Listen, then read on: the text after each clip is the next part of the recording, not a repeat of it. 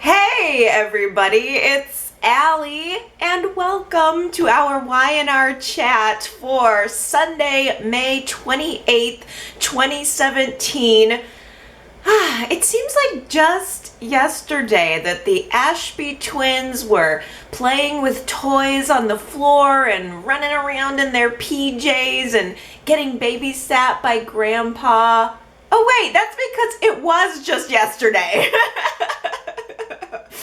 Wow. So the Ashby children have been SORASed. Kane and Lily now have teenage children. I suppose Lily must have been, 13 years old when she had them?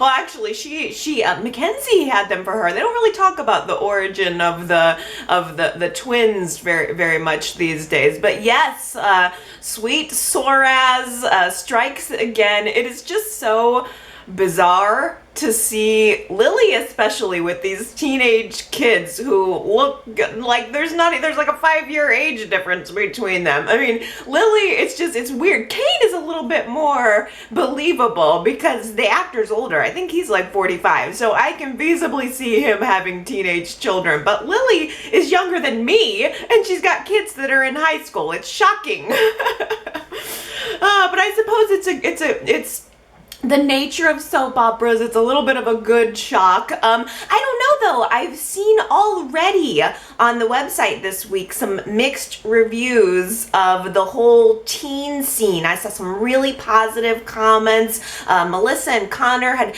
left comments saying they were really into the teen scene. I saw some other comments saying, not into it. So I'm kind of wondering what's the general consensus that everybody feels about these teen summer storylines. I think that's a good place to put a poll for us this week. If you want to go to yrchat.com and let me know how you're feeling about these new Y&R teen scene. I'd really love to get some comments about that because it's something that Y&R has historically done over the summer. They're trying to catch teen viewers. That's how they got me.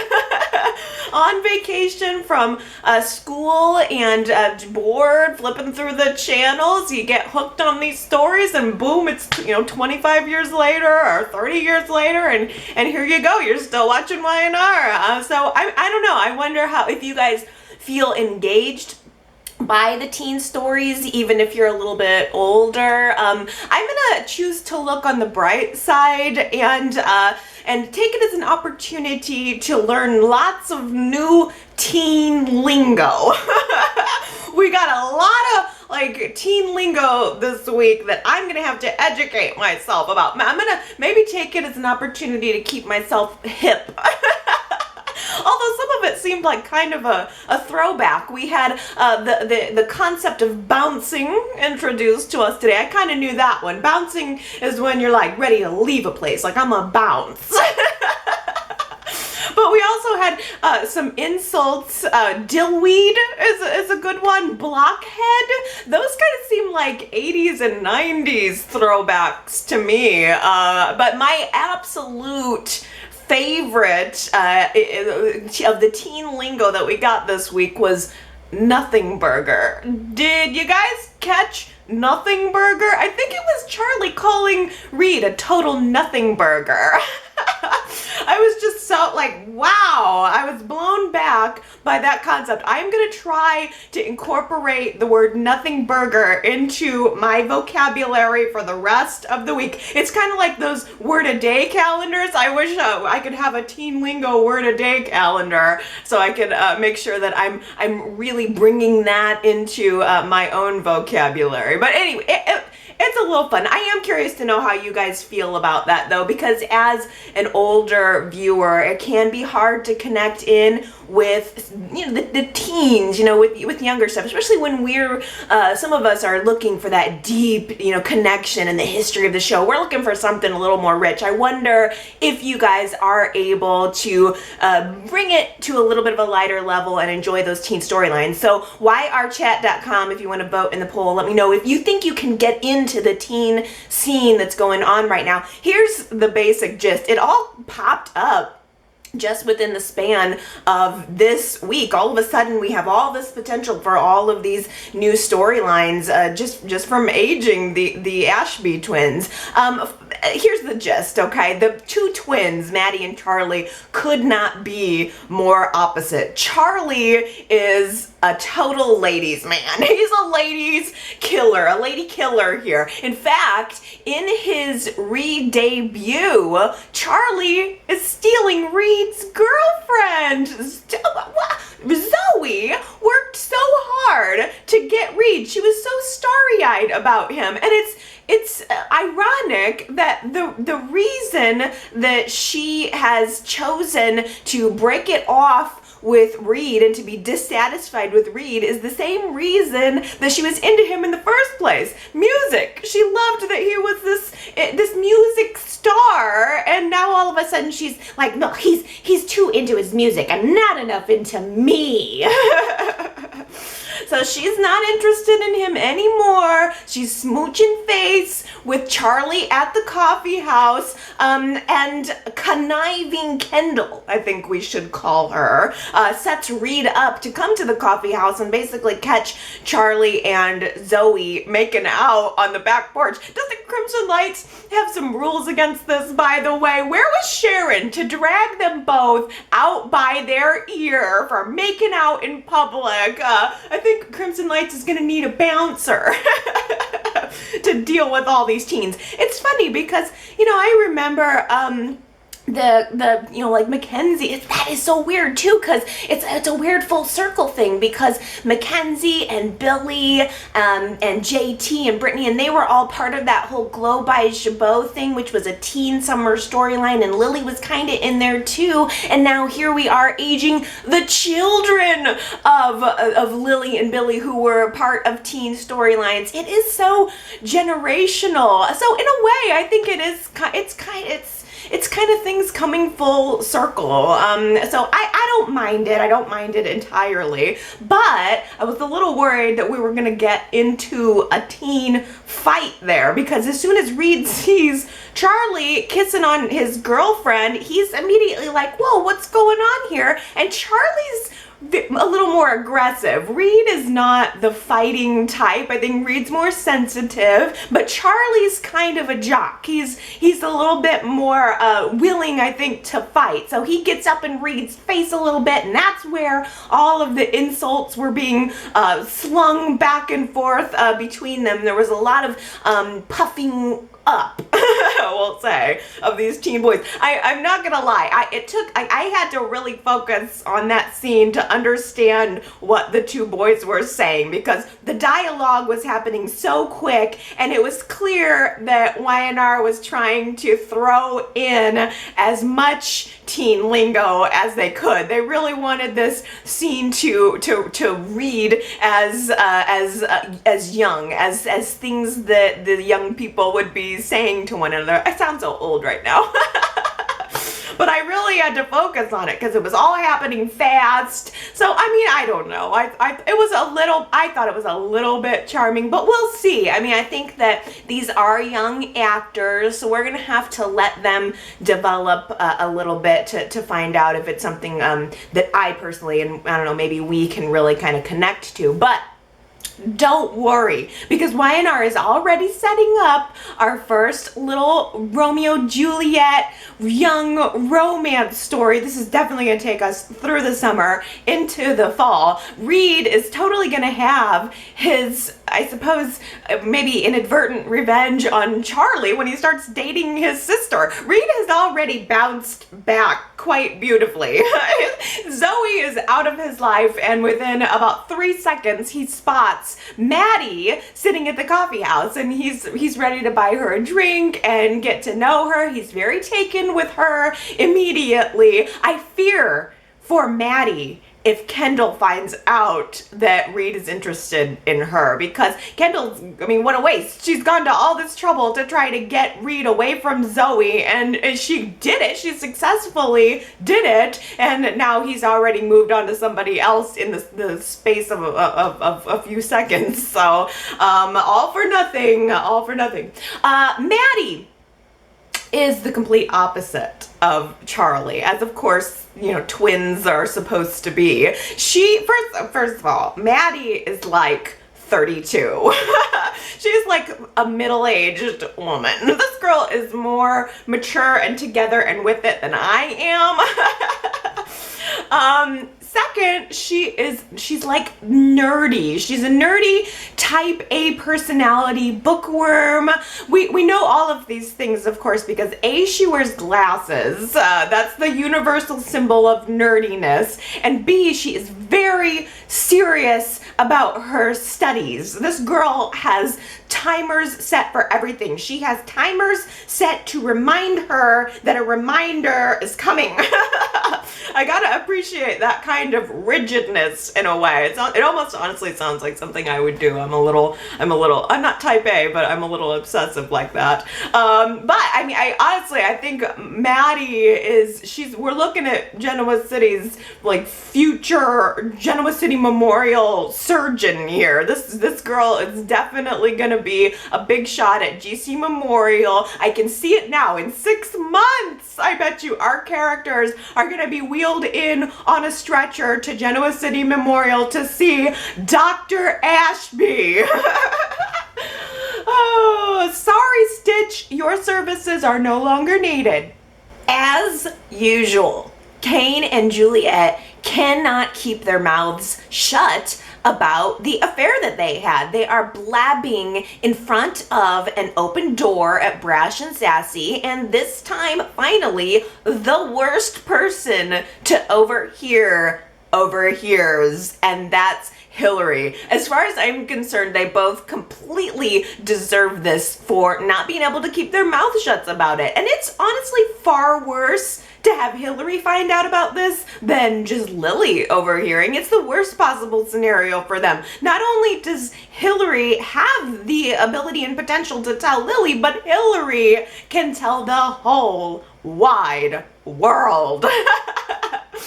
Hillary she's like very quietly kind of backs, mouth agape, just kind of backs out of the room, goes back to the studio at the Hillary Hour. I gotta stop calling it GC Buzz, it's the Hillary Hour. And she sets up a brilliant trap to catch Juliet in a complete confession. She's sitting there at her desk at the Hillary Hour, asks Juliet to come over to talk about the whole thing, and feigns this concern for her, saying, I heard, you know, what happened, you know, I overheard you and Kane talking about Tokyo, and I just am wondering if is he using his position of power over you? Because if this is a sexual harassment thing, I want to help you. And Juliet just thinks that she's doing the smart thing. She walks right into this trap. She doesn't deny what Hillary overheard, but she tries to explain it honestly, saying, you know what? It meant nothing, Burger.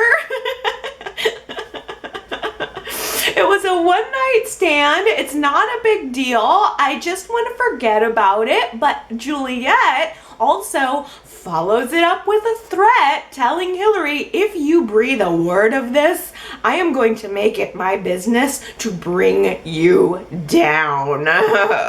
Hillary now acts all offended. She says, well, the Hillary Hour is not about salacious stories, Juliet. I am all about empowering women. And so as soon as Juliet leaves the studio, we're thinking that maybe Hillary, I don't know what I was thinking what Hillary was up to, but I was shocked and at the twist that Hillary walks right over to the camera that's in the corner and where she's been recording and rolling film the entire time. The whole interaction got caught on tape. Juliet's confession, Juliet kind of threatening her, and the way Hillary was presenting herself was so innocent.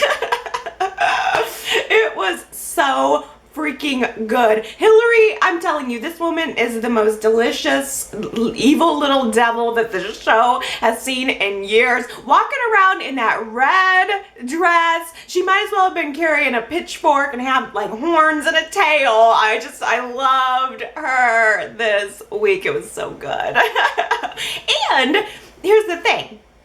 Earlier in the week, Hillary had a very catty run-in with Lily, where Lily is bragging about her new agent, Barry. She has done this, her career's on the rise. She's just back fresh off of that interview in the commercial in LA, and Lily is talking about all of these new jobs that she's going to be getting, including hosting jobs. And Lily can't help but rub that into Hillary's face a little bit, and saying she's going to be a big star. Lily's going to be getting all of this attention. And Hillary doesn't like it. And now she has a little bit of ammunition against Hillary. So Hillary doesn't pause very long before slipping that footage of Juliet's confession onto a zip drive and handing it over to Lily, who believes that it's a copy of the brash and sassy interview that she did on the Hillary Hour last week. So, Hillary is setting up the perfect revenge scenario here. She did have one crumb of mercy though, as she's handing Lily the zip drive, and as she's walking out the door, says to her, "You might want to view that before you send it out to your agent."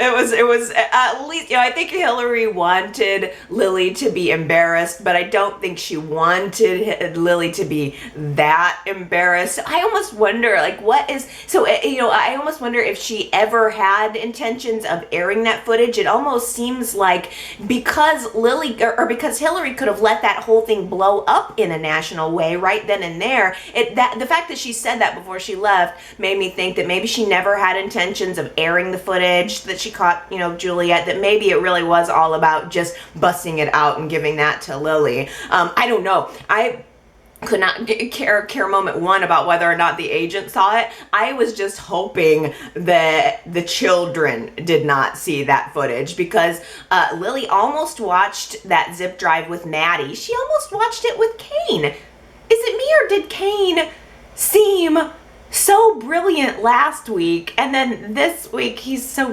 dumb? First of all, letting the word get out about his secret one-night stand in the first place, and then not snatching up that zip drive the second that he heard Hillary was the one that gave it to Lily. Juliet ran right back after her interaction with Hillary and told Kane that Hillary knew all about them, that she overheard everything. So Kane should have known right then and there that there was a potential for sabotage and that Hillary could do something. He just seemed so dumb in that moment. It wasn't even until Victoria asked Kane specifically to make sure that Lily didn't send out that footage of the interview because it's all marred in the hockey debacle, and Billy putting his foot in his mouth.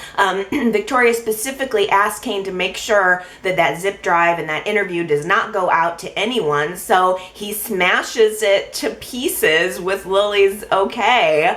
I was disappointed in Kane this week. I think but you know what? At the same time, he's gonna get his. He's gonna get his, and that's gonna be good. So don't worry, Kane. You're about to find out the hard way. It's gonna get out, and you're gonna find out the hard way what happens when you lie to your wife. Kane had no problem making Billy look like a fool this week. Who's gonna be a fool when that piece of gossip gets unleashed for the world to see?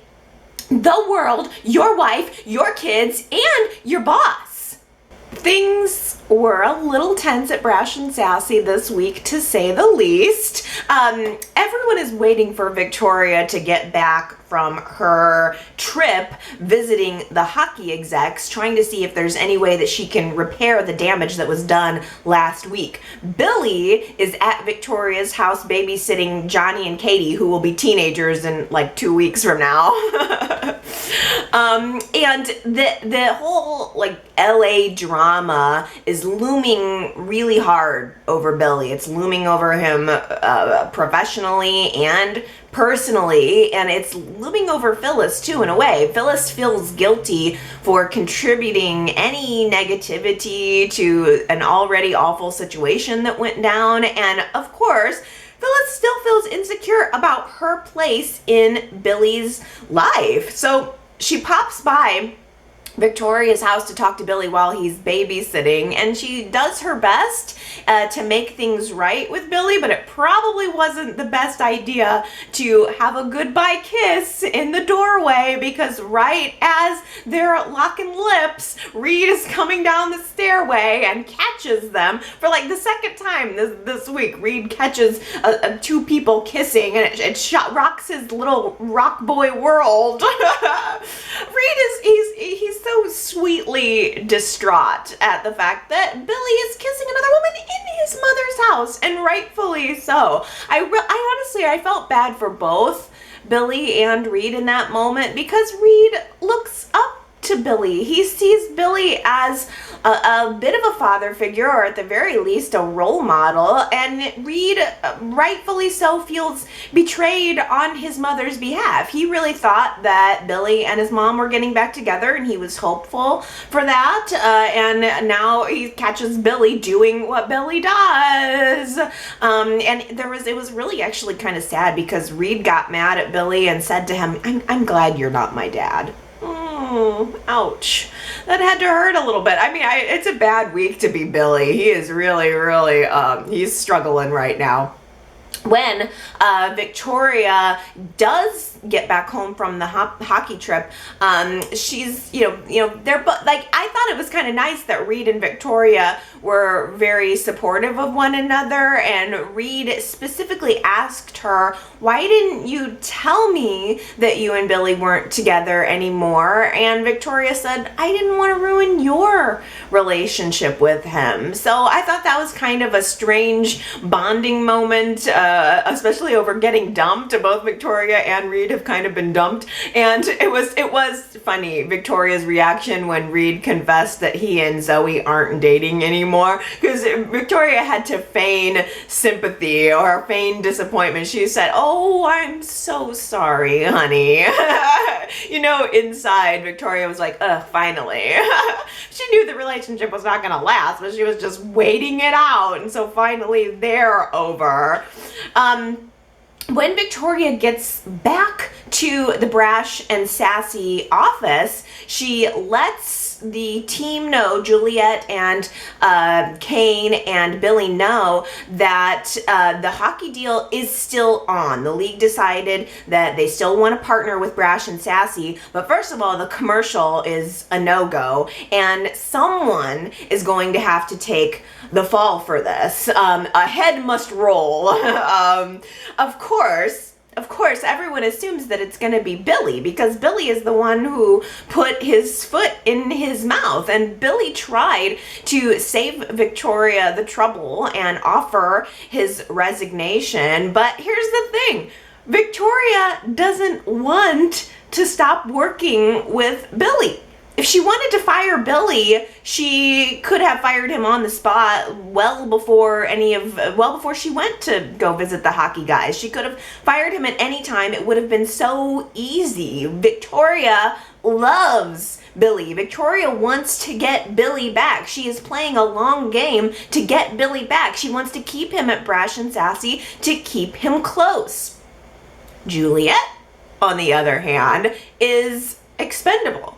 She made a mistake too. She's the newest hire. She's the least connected. So Victoria can lose Juliet and not lose any sleep over it. So Juliet becomes the fall guy. Victoria fires Juliet on the spot.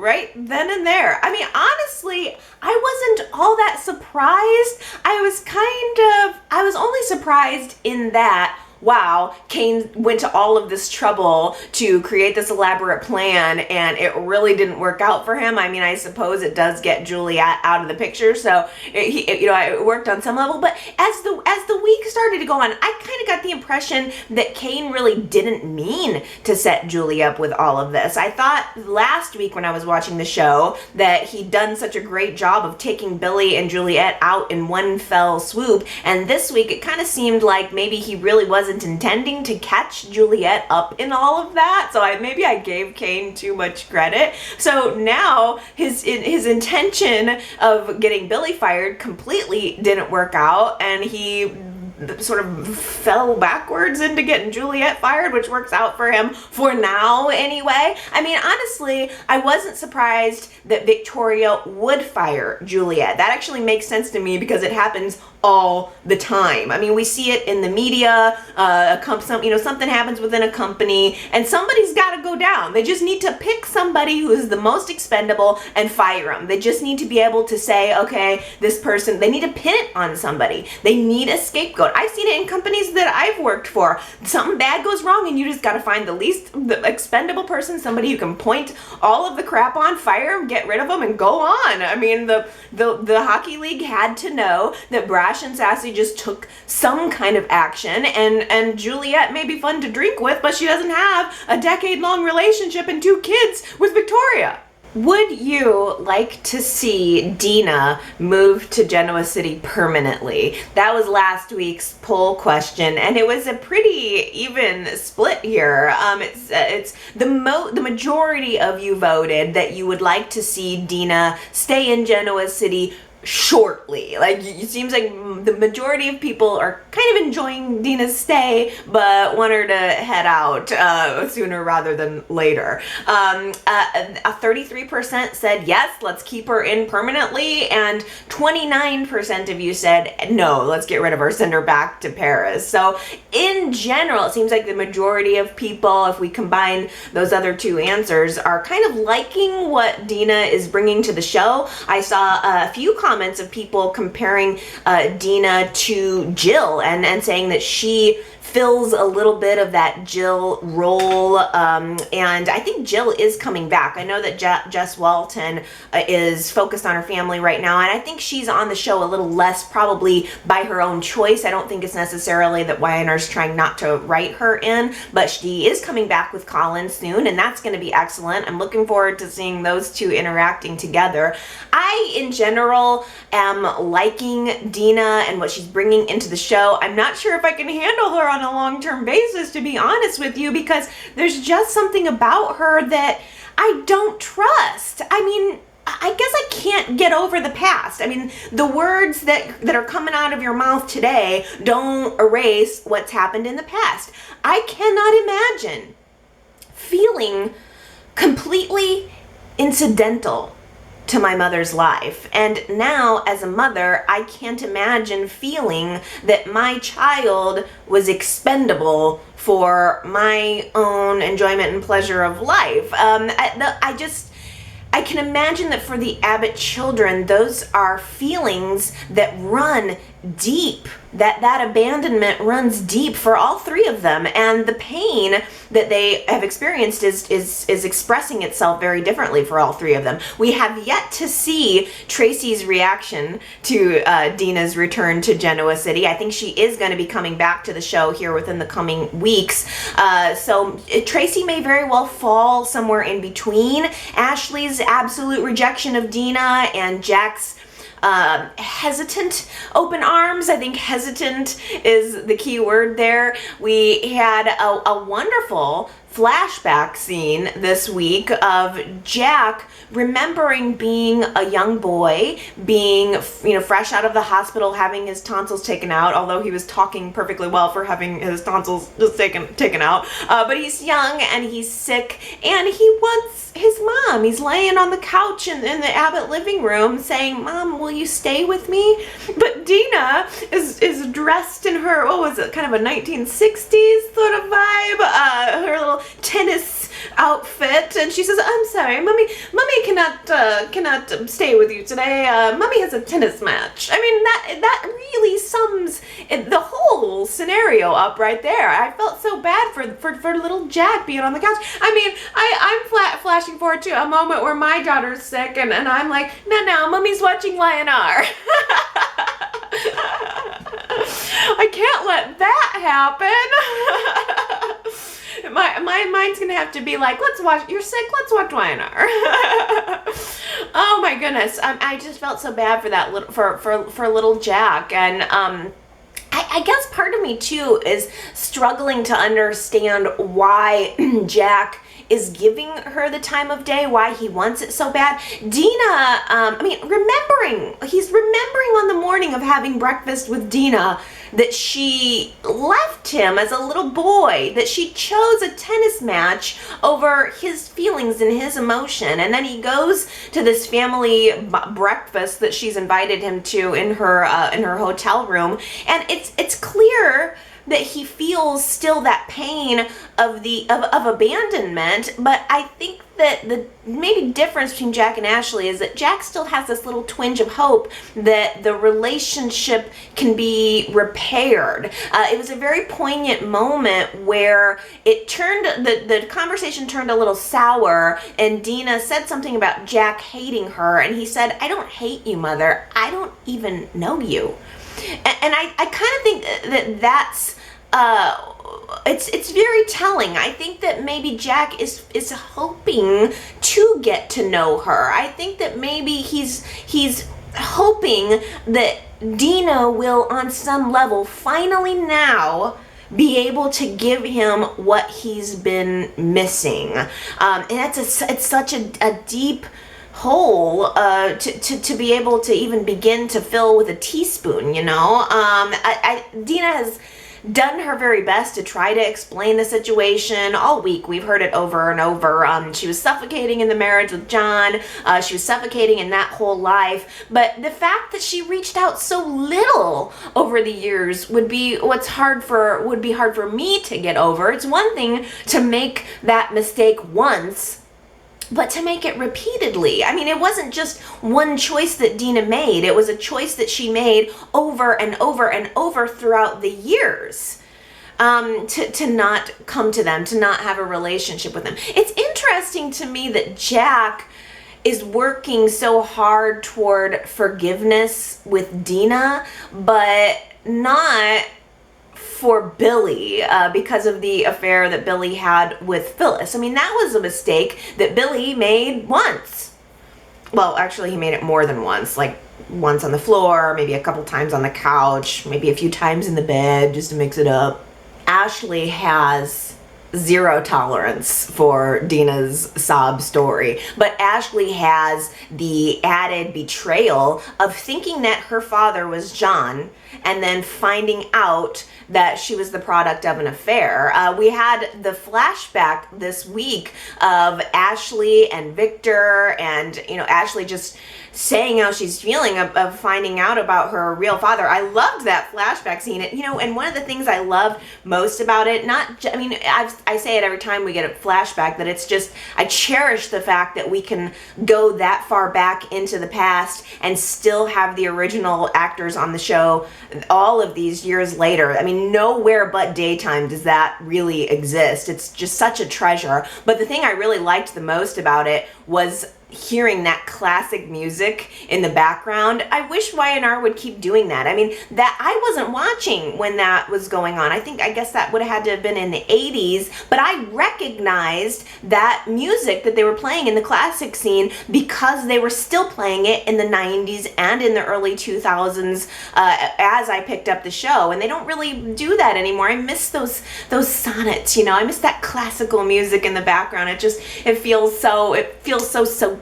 I wish they would do some more of that. But it was a great flashback scene, and it was followed up by a scene where, a modern scene of Victor and Ashley, and Victor encouraging Ashley to forgive Dina. Victor's in a unique position here of of really truly understanding what Ashley had been through because he was with her. They were, he knew her at the time when she was finding out this very difficult thing in her life, but at the same time, Victor is also able to understand it from the perspective of a parent who has a child who resents you. So he obviously heard what Dina said when she visited him in his office this past week, and he wanted to try to see if he could mend the fence.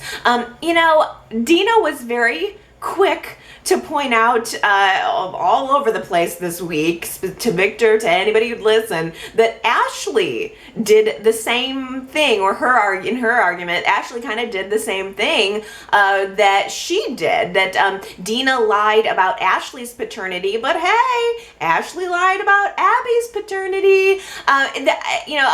They were different situations. They definitely were different situations, but I had forgotten that, so I did appreciate that Dina brought that out as an equalizer. You can judge me for this, but you made some decisions that were questionable too.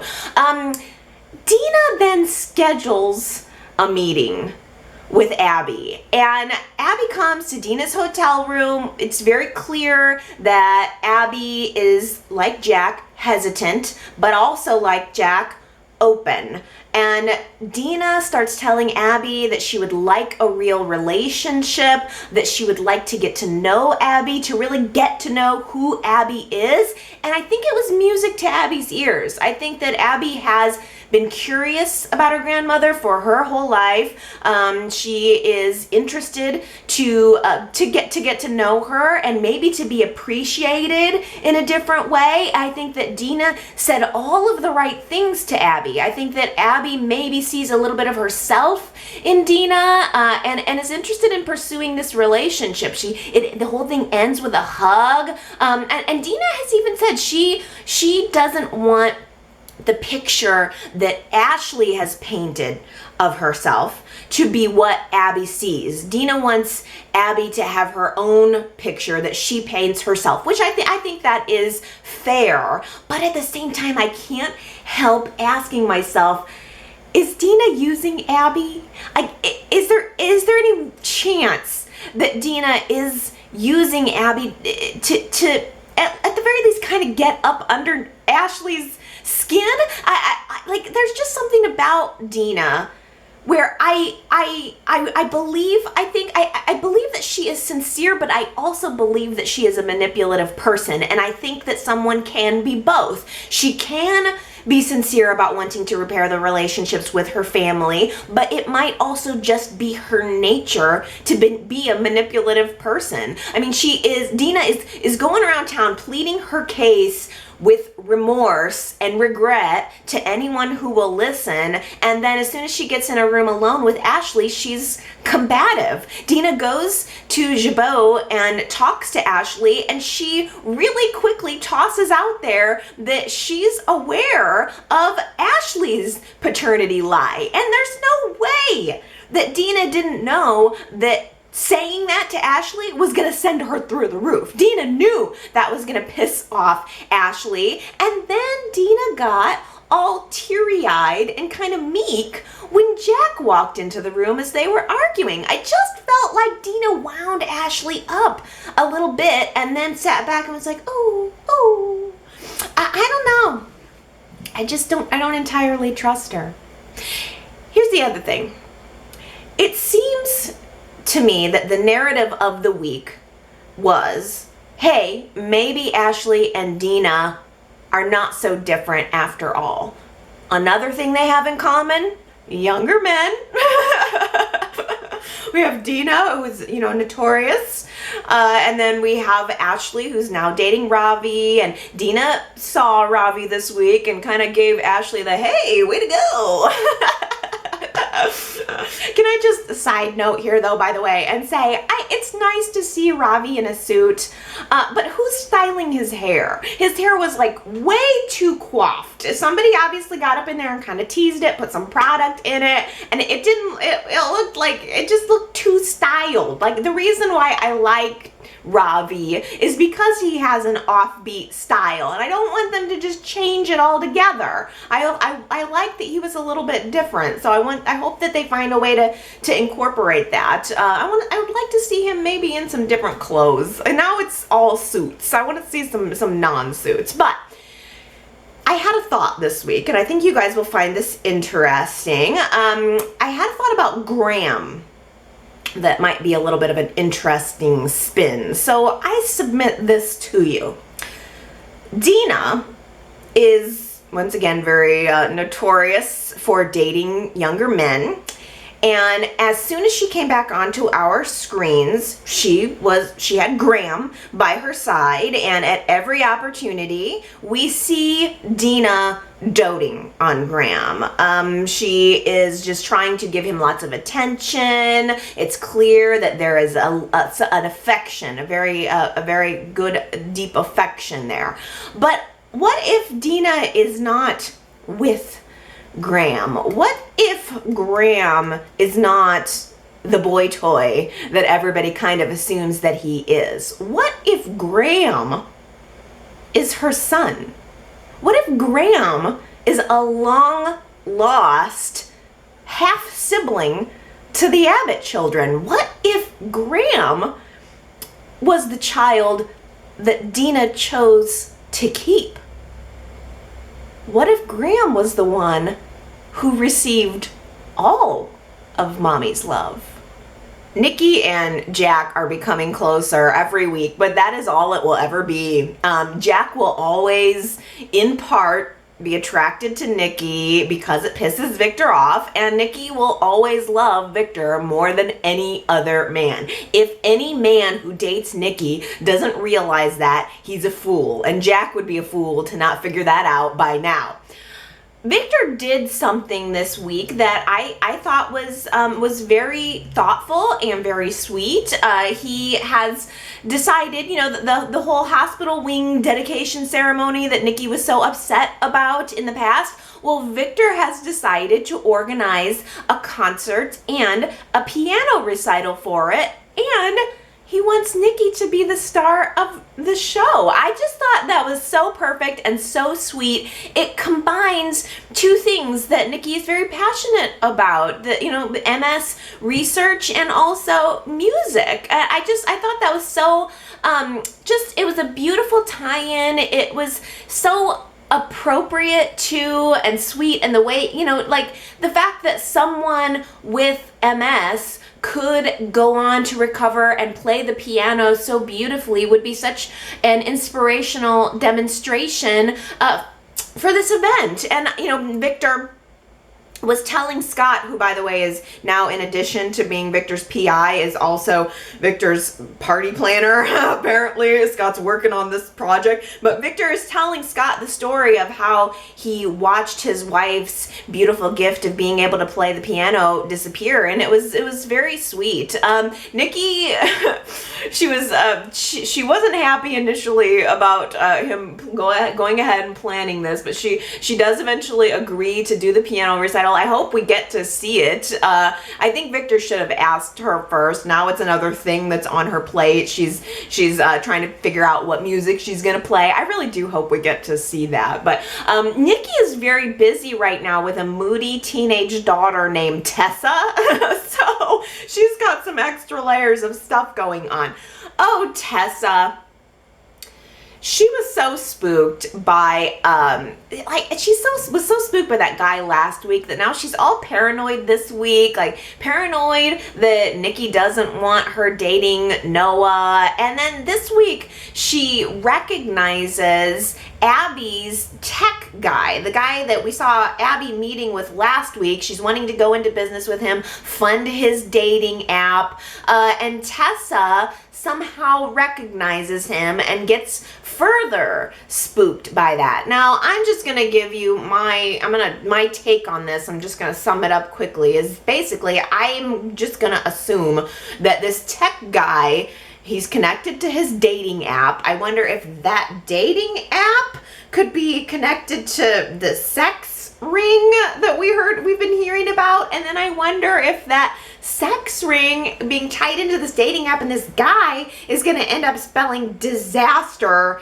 for Abby, possibly professionally, possibly personally. I'm not exactly sure how it's all going to pan out. I don't know exactly what Tessa's connection to the sex ring would be. I'm imagining that Tessa would have been a victim of it, not a cohort. Her vibe to me comes off more as fear than guilt. I wonder if maybe she could have escaped from this sex ring and now she's kind of laying low. That would explain why she has no home and no money and why she's playing music anonymously at Crimson Lights for change. It would just be her luck, of course, that she would be offered a major music deal now.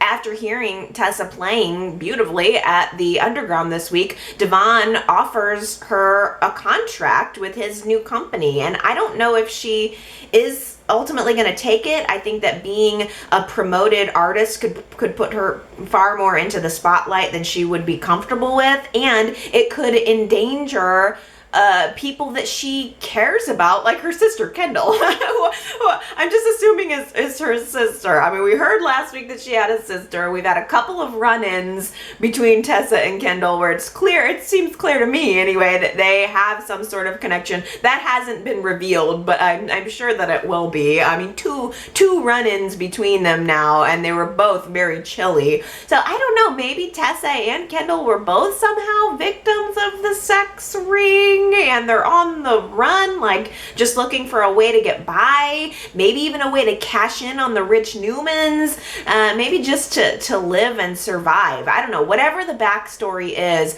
Tessa is so spooked by seeing this tech guy that she's ready to leave town immediately, right as she's also developing this relationship with Noah. So Noah is gonna have to ride in on his white Russian horse. I mean, he promises to protect her. She does reveal that she saw a guy that spooked her, and he says he's gonna protect her. So Noah is now dating another girl who's keeping secrets from him. She has a bad guy in her life, and she needs rescuing from. Where have I heard this story before last year? Better than anyone, Nick knows the feeling of being caught in a trap by Victor, both personally and professionally. Nick sees the position that Scott is in right now with Victor and doesn't envy him one bit, except for maybe the position that he's in with Sharon. I swear, I think that Nick and Sharon are on the path to get back together. Maybe it's just wishful thinking for me, but there was this sweet little scene at the coffee house this week where Nick and Sharon are just talking and sharing, and we had a scene last week of them talking and sharing, and I loved that Nick was admiring Sharon for going back to school. He was appreciating her, that she's trying to do something good for herself and for others, and it was like he was looking at her and seeing that sweet, angelic young face that he fell in love with back in high school, and then to turn around and see Scott smooching on her face. I think, even though I appreciate Scott and Sharon, I think they're temporary, no? And I kind of, in a way, the same way, sort of think that Nick and Chelsea are temporary too. Chelsea's not just gonna look the other way when she finds out that Victor, that Nick knew that Victor was involved with Chloe. Chelsea is obsessed with finding out where Chloe is. She's bribing her way across the USA right now to try to find any information that might lead her to Chloe. She's bribing mental health professionals. She is bribing patients.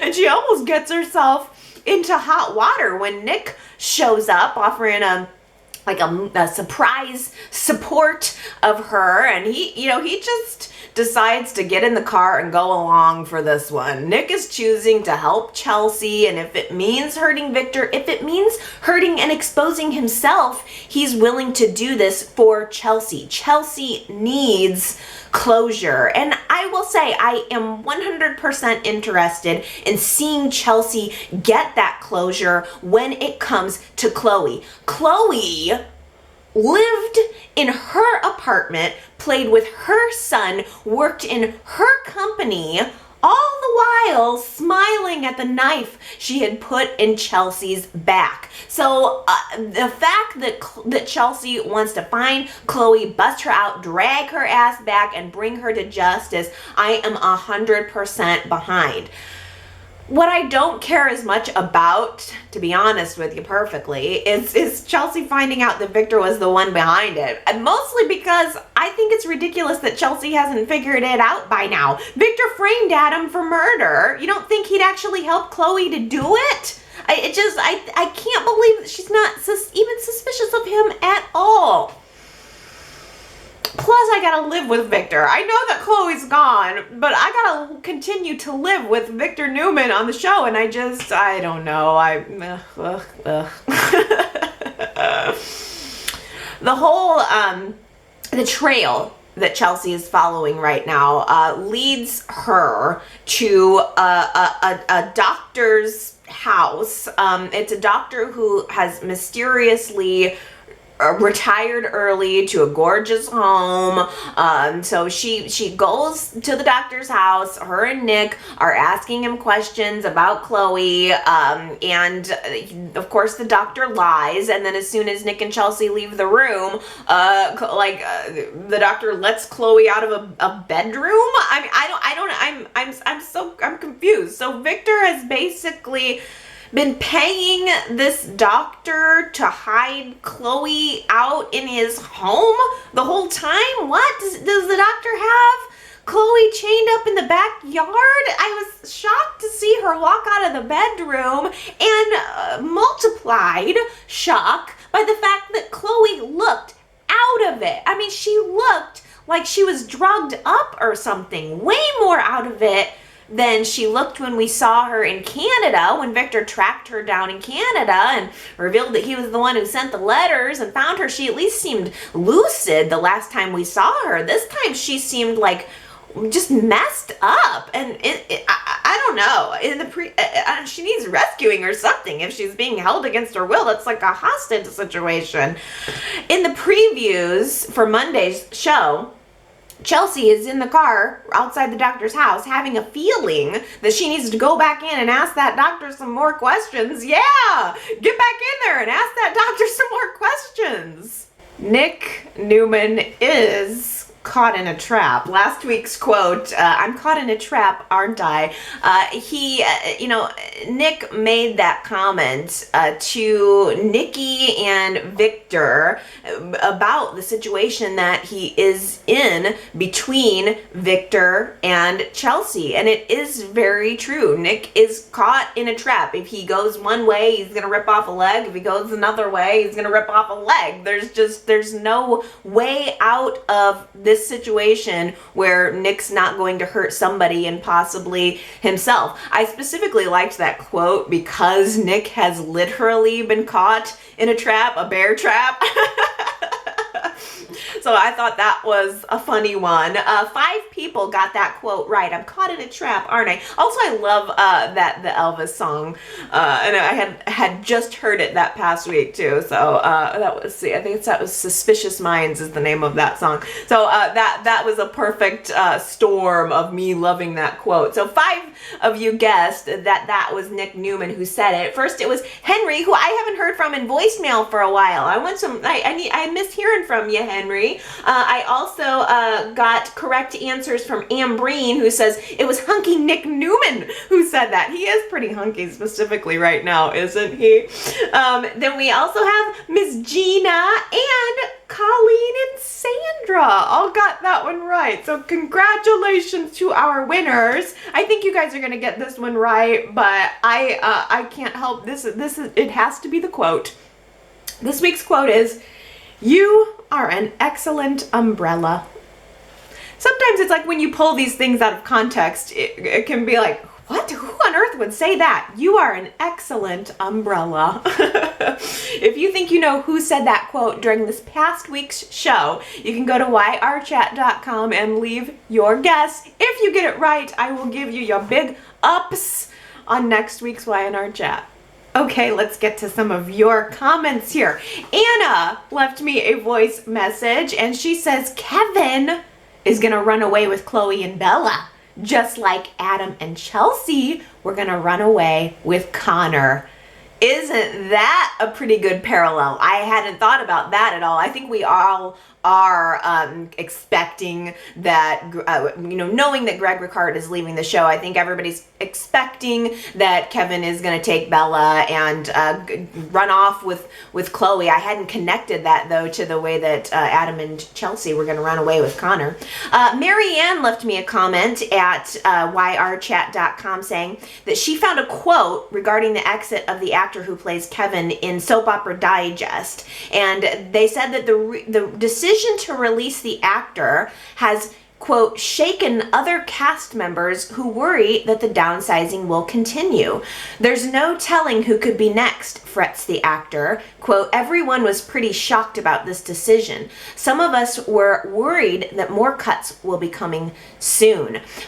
I tried to find that article, Marianne, because I wanted to read it myself, because it just seems like there's so little out there about why they've decided to let Greg Ricard go. I'm trying to wrap my brain around why it must be. I mean, I'm still getting lots of comments every single week about Greg Ricard, people being upset about it, and hoping that Kevin comes back. I do think that Y&R probably will bring him back in the future. It feels a little bit to me like Ravi and Scott are kind of replacing him, both in tone and in function. Like Ravi is the quirky, geeky guy now that has kind of like the way Kevin has been, and then Scott, in a lot of ways, it just feels like that character is doing the police type investigative work that Kevin was kind of doing. Oh, and Ravi is the tech guy, so it just feels like maybe Y&R has chosen to go break it up into two different. I don't know why Kevin had to go. I don't know why Kevin. I'm just struggling to understand. I suppose it's that we're getting a lot of new stuff. We're getting a lot of new characters, and they got to find the money somewhere. I'm kind of curious to know from you guys, though, that are still leaving a lot of comments about Greg Ricard and really upset about Kevin. Let's say you are in charge of Y&R and you have a limited budget, and you got to make some cuts somewhere, and it has to come from talent. Who do you cut? I think that's an interesting question to toss out there. I mean, let's say it's a contract player. Who, if not Greg Ricard, then who? And I'm not saying that with any judgment or anything. Like, who would you rather see gone from the show than Greg Ricard? More than Greg Ricard. I'd love to get some comments specifically on that this week, because you can't keep everybody around forever. But it is shocking when it's a character, when you lose a character who's connected. I mean, he's connected to Michael. That's Michael's brother, and who's been there for 13, 14 years, just out of the blue to be like, nope, see ya. It is very shocking. So I can't stop wondering what has gone into that decision. And as the article that Marianne pointed out, I do hope that they're not going to continue to make other cuts, but I can think of other people. Like, I could probably do without Juliet. I could do without, honestly, I'm not going to lie, I could do without Scott. I would rather probably have Kevin than Scott. Don't make me choose between Kevin and Ravi, because Ravi is kind of my new pet. I don't know. Who you guys tell me? I mean, I'd like to know. Let's dish a little bit about that this week. Who needs to go? Diana left me a comment at yrchat.com saying, what happened to Chelsea's mother? The show needs to acknowledge the whereabouts of people and not act like they never existed. I mean, I think Chelsea's mom is another example of you can't really keep everybody on a contract all the time. You got to make room in your budget for other people. But I like Diana's point that there's no acknowledgement when people go off the show. Where is Stitch? You know, I mean, people just disappear and there's no mention of them whatsoever. It would be nice to have some tie-in sometimes. Let's see. Aaron on YouTube left me a comment saying, finally got what I've been asking for years for now. Nick and Sharon had a moment. I can already see Y&R laying the groundwork with putting them back together. I see it too, Aaron. In fact, the comment that you left, I think, was in regard to the like 2 weeks ago show. And then we had a follow-up scene with Nick and Sharon this week as well. So I completely think you're right. And I completely agree that we need it. I want Nick and Sharon back together. I'm never going to stop wanting Nick and Sharon back together. Oh, Zuperplex left a comment at yrchat.com. This is a good one. Zuperplex says, imagine this scenario. Abby, unbeknownst to her, has innocently offered a sex trafficker keys to a locale that he can utilize to continue his unsavory occupation. Sooner or later, she becomes aware of what's going on and is kidnapped by the sex slavers, requiring Scott, who is already familiar with saving damsels in distress, coming to her rescue and falling in love in the process. This leaves Sharon free to unite with Nick. Nick, of course, needs to break off his romance with Chelsea first, but that's simply a formality given the fact that once Chelsea realizes Nick was aware of Victor's involvement with helping Chloe escape, she will lose all interest in continuing their love affair. Whoa, okay, so I didn't even think about the fact that there's that warehouse building that could be being used for this whole sex trafficking thing. Ugh, that's so icky. Ugh. But you may very well be right. And T. Nicole, by the way, at yrchat.com also says about the whole sex trafficking thing that maybe that's why Scott is at Newman, that when he figures out Abby's scheme, he's also going to be indirectly helping Christine with the case. So whether or not Abby necessarily gets kidnapped or she gets involved or whatever, it's going to blow up in Abby's face. But you guys have made the connection now in my mind about Abby and the sex trafficking and why Scott is working at Newman, why on the larger like storyline level he is being connected to Abby. He is probably going to end up either rescuing Abby or at the very least helping to bust out the sex trafficking thing that she's unknowingly been supporting. It is going to spell disaster for Abby. I mean, to not only be exposed for starting up going ahead with a business thing that she shouldn't have been going ahead with, and then on top of it all that it could possibly be leading to like a whole sex trafficking horrible thing. Oh, I'm just gonna feel so bad for her when that goes down.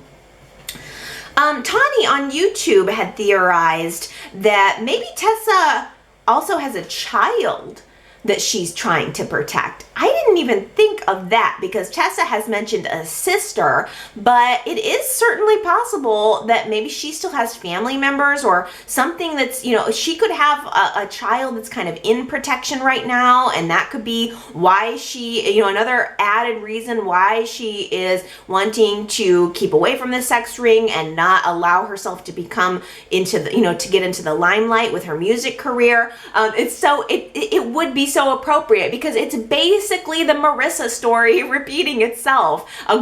Somebody coming into town with a bad guy following her, and if she does have a child out there too, it would just be like way too uncanny of a parallel. Daisy on Facebook left me a comment. It just doesn't feel like a good solid Y&R chat week if I don't get a comment from Daisy. So thank you for sending me your comments. We've been missing you for the last couple of weeks, and you hit it right off the bat here with your comment that says it looks like there will be problems between the Kane and Lily and Victoria, Billy families. Yes, you could already see that. I think that Reed was commenting about Charlie stealing his girlfriend, and Victoria said something like, well, it's probably the parents. So we're also seeing a little bit of a Romeo and Juliet, Capulet and Montague kind of thing going on there between the two families. It's going to definitely cause a little bit of a rumble between probably Victoria and Kane at work. I mean, keeping in mind that all these parents work together too, so the kids are not going to be getting along, the parents aren't going to be getting along. It definitely opens up some doors. Gary left me a voicemail, and you kind of mentioned this, Gary, just in passing, but it dawned something on me.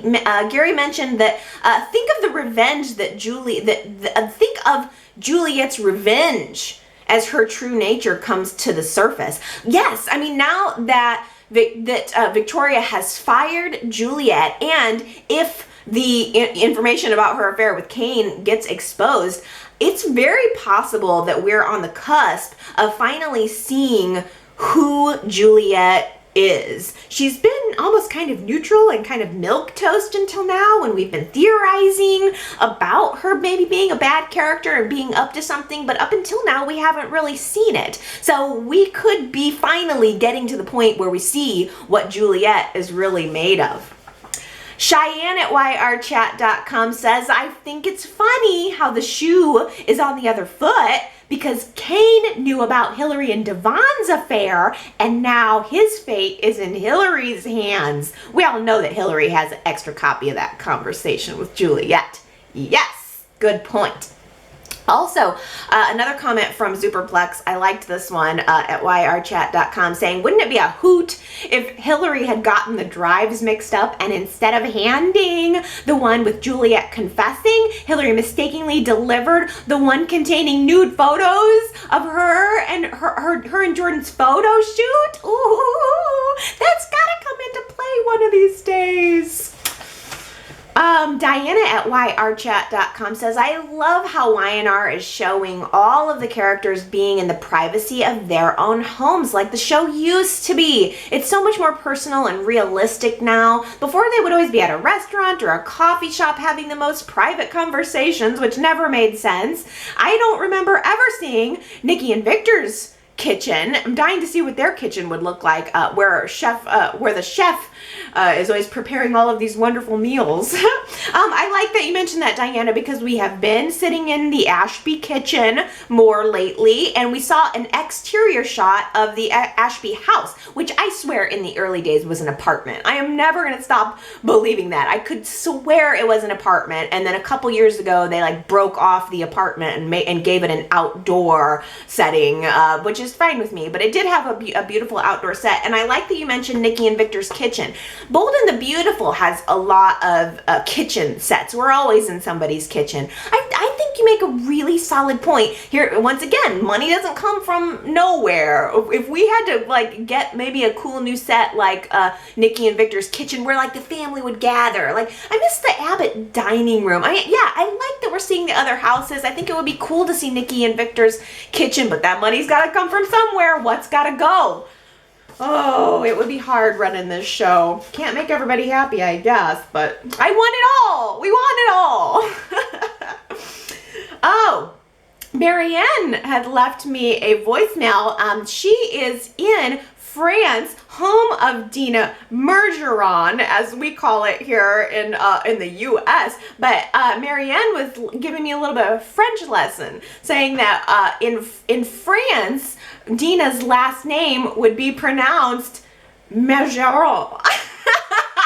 I can't get it right. I'm gonna butcher it. Mergeron.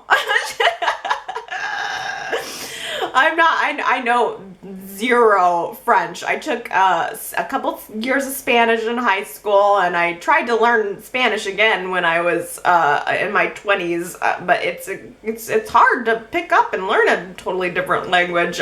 You see, here in America, we're not really bilingual. I mean, most of us will speak one language, unless you're Spanish, and then maybe you know two, or maybe possibly if you're in the southern states, but it's like, I know my one language, and I can butcher it. But it's funny that the characters on the show call her Dina Mergeron. For us here in the Midwest. But no, that makes complete sense. She was married to a French man. I mean, Margeron is probably the absolute correct. I don't know why they wouldn't pronounce it like that on the show. But I guess they can't confuse us. They don't want to confuse us American viewers.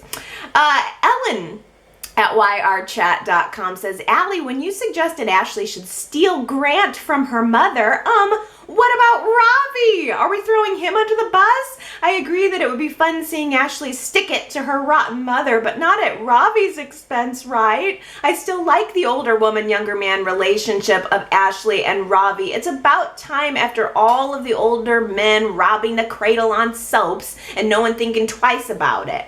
I think Ravi brings out a more relaxed side of Ashley. She might actually learn to enjoy herself if they stay together. Plus, he is her intellectual equal, which is far more important than age or money, in my opinion.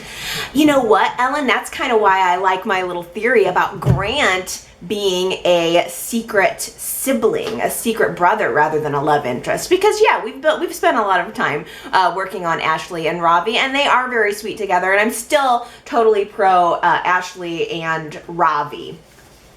Let's see, Gina left me a voicemail saying, I so loved the scene with Victor and Ashley this week. It felt really real, and you got the connection between the two characters, how they were once very close. And we sort of lost that over the past 10 years. In that scene, Victor wasn't trying to do anything underhanded. He was just trying to bring to light to Ashley that her mother is not going to be here one day.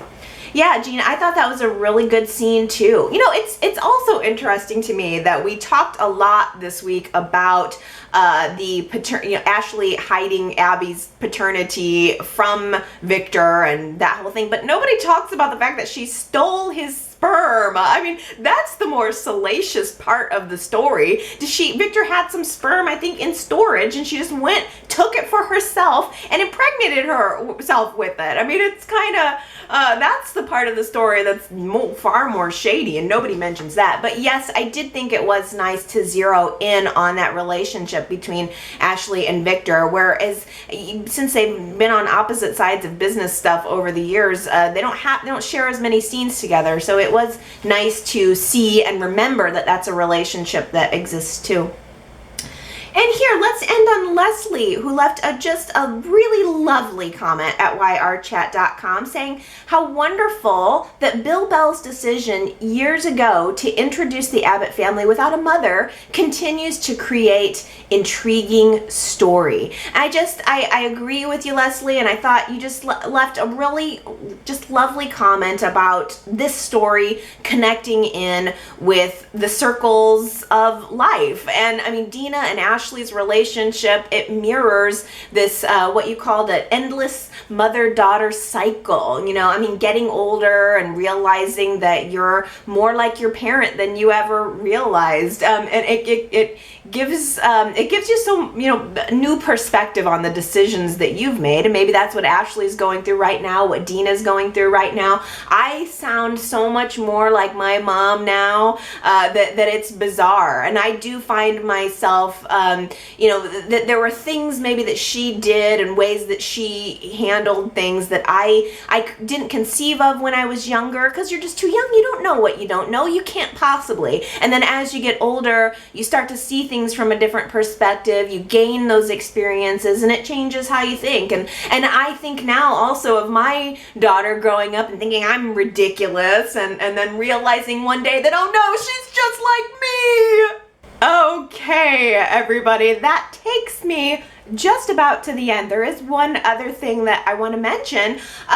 Last Friday, May 26th, was the 9-year anniversary of Y&R Chat. I cannot believe it. I've been Y&R chatting for 9 years. It's just so bizarre to me because it doesn't feel like that at all. It really just feels like just yesterday, but It's odd to me that a sort of a fleeting notion, I didn't plan it out very well. I just thought I had an interest in making videos, and YouTube was just sort of coming up into my awareness, and I just thought, I'm gonna make some videos and talk about Y&R. What's something I can talk about? What's something I know? And like, I know Y&R, and I don't have anybody to talk to about it, and I had done other community things with Y&R in the past, and I didn't have that in what was it, 2008, and so I started this little thing, and it's just it's something that I've kept up.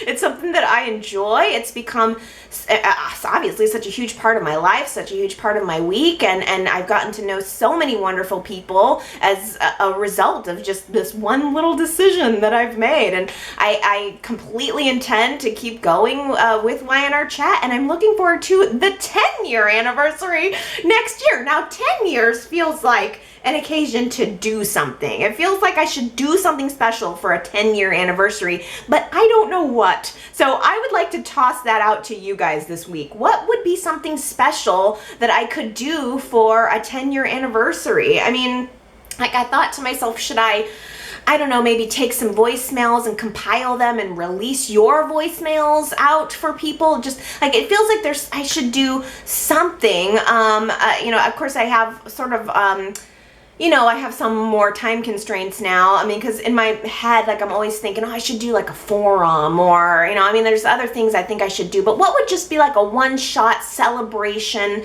thing that I could do to celebrate 10 years of Y&R Chat? So if you have any good ideas, I mean, I've got a year to put it together, so it's okay, I guess, to be ambitious. I wish I could like, I wish I could do a tour. I wish I could just like get my little knapsack and tour across the country and meet all of you guys and just chat about Y&R, but that's not exactly feasible.